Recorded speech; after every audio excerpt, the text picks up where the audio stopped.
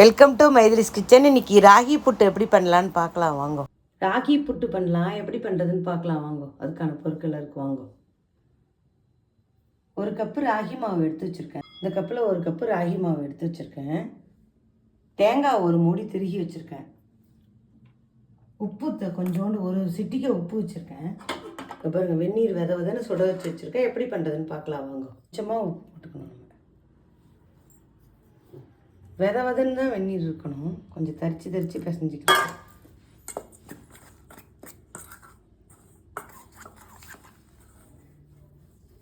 கையால் பிசைஞ்சாதான் நல்லாயிருக்கும். பாருங்க, இந்த மாதிரி பிசைஞ்சிக்கணும். நல்லா லேசாக பிசைஞ்சு, சப்பாத்தி மாவு மாதிரி அழுத்தி பிசையக்கூடாது.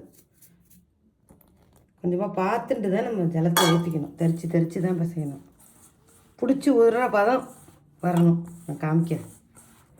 மேலாப்பில் இந்த விரல் தான் உங்களுக்கு வேலை செய்யணும். இந்த உள்ளங்கை போகவே கூடாது. அப்போ தான் புட்டு நல்லா ஒரு சாஃப்டாக இருக்கும். இதே கோதுமை மாவில் பண்ணலாம், அவலில் பண்ணலாம், சிகப்பரிசி புட்டு பண்ணலாம். ரொம்ப நல்லது உடம்புக்கு. பண்ணி பார்த்துட்டு எல்லோரும் கமெண்ட்டில் சொல்லுங்க. ஜலம் ஒரு டம்ளர் வச்சுருக்கேன். தேவையான அளவு தான், ரொம்ப அவ்வளோது தேவைப்படாது. இது பாருங்கள், மிச்சம் இவ்வளவு மீந்து போயிடுச்சு பாருங்கள். இது பாருங்கள், இந்த பதம் வரணும். ரொம்ப ஈஸி, சீக்கிரம் பண்ணிடலாம்.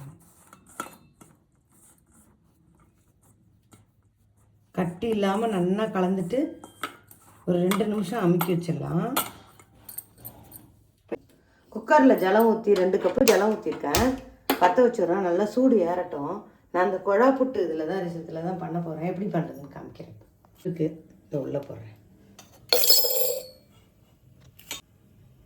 ஃபஸ்ட்டு தேங்காய் போடுறேன்.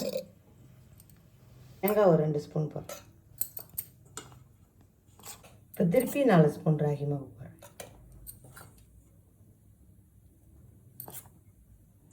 இந்த மாதிரி போட்டால் தான் நல்லாயிருக்கும். உங்களுக்கு குழந்தைகளுக்கு கொடுக்கவும் ரொம்ப சூப்பராக இருக்கும். பாருங்கள், திருப்பி தேங்காய் போடுறேன்.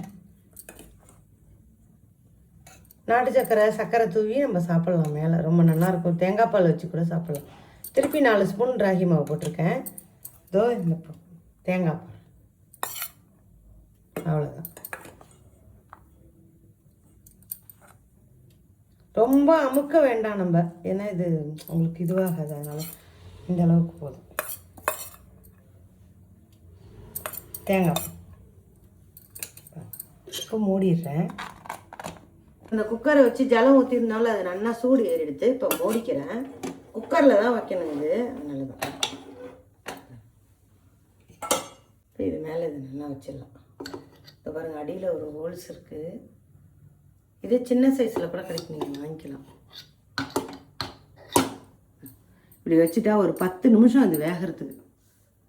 நான் வெந்தோடனே பார்க்கலாம். நம்ம நல்லா புட்டு வெந்துடுத்து, ஆவி வருது, நல்லா வாசனையும் நல்லா கமகமன்னு வருது. இப்போ எப்படி திறந்து நம்ம பார்க்கலாம் வாங்க.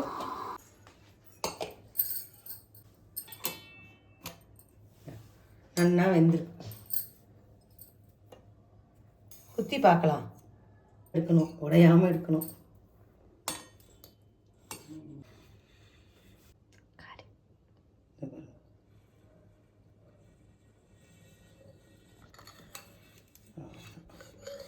உடஞ்சிதான் இருக்கும், இருந்தாலும் உடைச்சி தானே நம்ம சாப்பிட போகிறோம்.